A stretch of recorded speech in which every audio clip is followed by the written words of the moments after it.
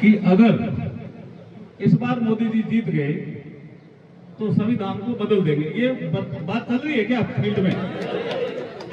तो मैं इसके खुलासा कर रहा हूं। मैं कानून मंत्री हूं, इसलिए संविधान बदली तो आप थोड़ी बदली नहीं, ये क्यों बदल दे भाई? कोई बात आएगी तो अपने पास कागज पे आएंगे ना, और हम कहेंगे हम नहीं बदलने देंगे। तो मैं कांग्रेस वाला कह के पर विश्वास करो, हूँ कहूँ के पर विश्वास करो, मेरा बताओ।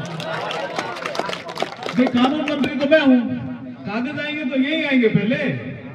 जब मोदी जी ने कानून मंत्री मुझे बढ़ा दिया तो कौन संविधान बदल रहा? अभी भ्रम फैला रहे, ध्यान रखो, उनके चक्कर में मत पड़ना।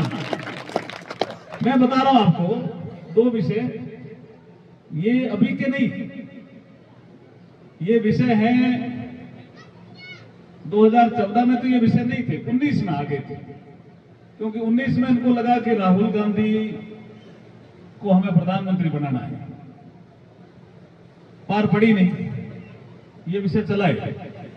24 में इन्होंने तेजी से चलाए। और हम लोग क्या है कि थोड़ा हमारा समाज भोला कह दीजिए, कुछ चीजों पे विश्वास करता है ऐसा कह दीजिए, या कभी हमारा समाज कांग्रेस के ज्यादा नजदीक रहा ऐसा कह दीजिए, इसलिए उनकी चीजों पे विश्वास करता है कभी कभी। लेकिन मैं आपको कह रहा हूं, मैं पूरे देश में घूम रहा हूं, पूरे देश में।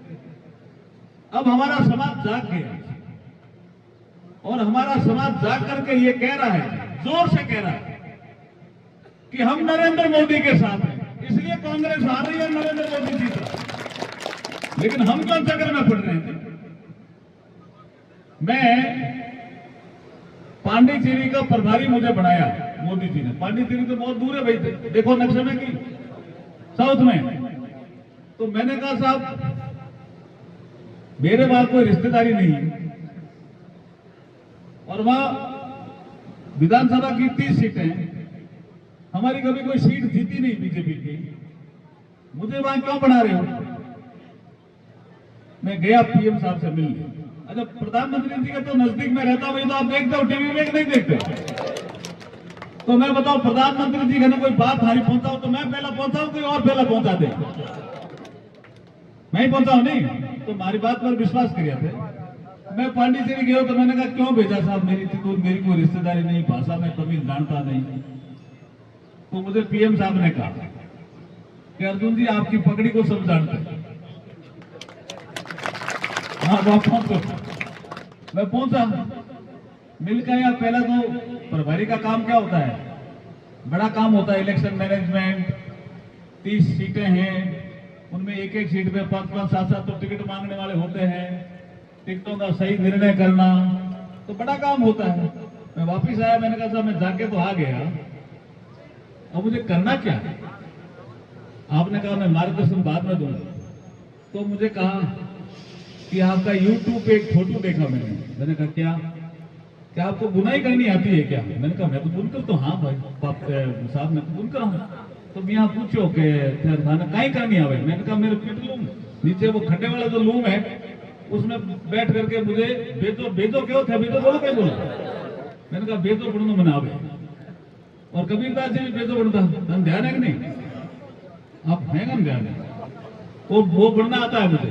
तो बोला आपको कुछ नहीं करना, वहां हैंडलूम है पांडिचेरी में। प्रधानमंत्री जी भी पांडिचेरी के 6 महीने प्रभारी रहे हुए थे जब सेंट्रल का काम करते थे। वहां बुनकर का काम करने वाले ओबीसी में, एससी में नहीं। आपको करना कुछ नहीं, आप उनके मोहल्ले में जाना, और जो हैंडलूम है ना और ये पिटलूम है उसको बुनाई का काम करना।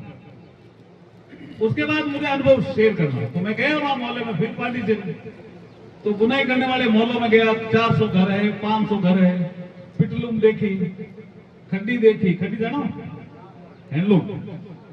तो बैठ गया मैं नीचे बुनने। फिर मैंने नड़ा देखा, नली देखी, चरखा देखा, कंगी देखी, और कितने घर का ये हथा चल रहा है ये देखा, पावड़ी देखी, 4 पावड़ी 2 पावड़ी। तो उन्होंने कहा यार ये तो हमारे बुनकर है, ये हमारे भाई है। तो मेरे से जुड़ गए कि यू आर माई ब्रदर, तो मेरे भाई बढ़ गए।